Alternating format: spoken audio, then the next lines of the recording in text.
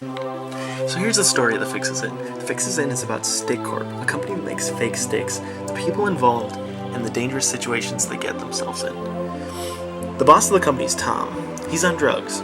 Over the course of the show, he grows to care less about his company and more about the Order of Barlock, his secret club, or the random non-sentient entities. His father, Bob, is the advertising guy for Steak Corp. He's incredibly passionate about the company, and he's usually the one they go to when they need help.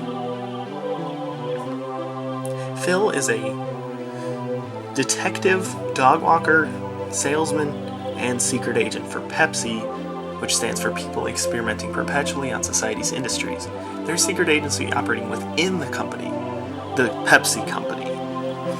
It's run by Junior, who sometimes shows up. He pretended to be Bob's son. Nobody knows where he is right now, but Pepsi's rival is Coca-Cola. Nobody really knows what the deal with them is either. Charlie was a disgruntled former employee who, after warring with Steak Corp for a while, takes over Wall Street and then becomes everyone's friends. Greg is the vice president of Steak Corp, who starts off completely insane, and after a 3-year stint by himself, he grows to become more sane. He comes to the company with Jake Skird, who formerly owned the building. He's a scientist who experimented on Bob and made him crazy to give Tom the building. Greg claims to have killed him, but this is unconfirmed and nobody has seen Jake Skird.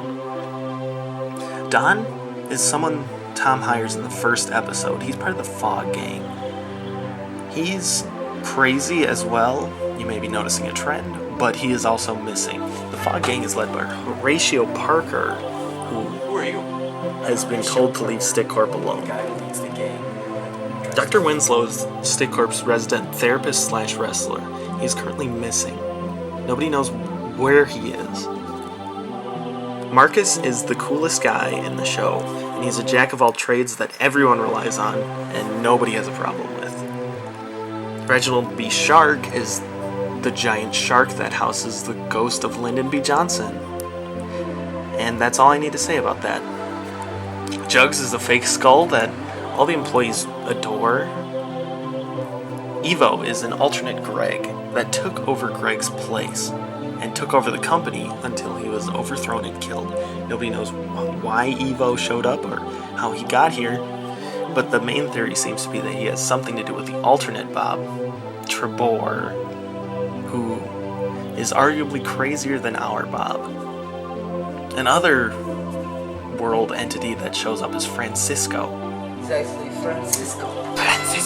Hola! An entity that possessed Richard for a short time.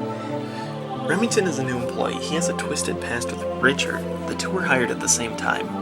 He was experimented on by Pepsi to learn to explode at will, which has tormented him his whole life. Richard is a peppy new employee who was supposedly killed by a bomb that Remington was supposed to blow, but it didn't work.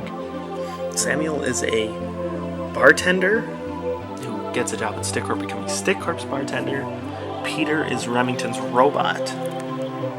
The new employees for the latest season are Elizabeth, who has lived in the Steak Corp building for a very long time, and Jane, an employee that has yet to actually start, and given her sanity, will have a hard time dealing with the company.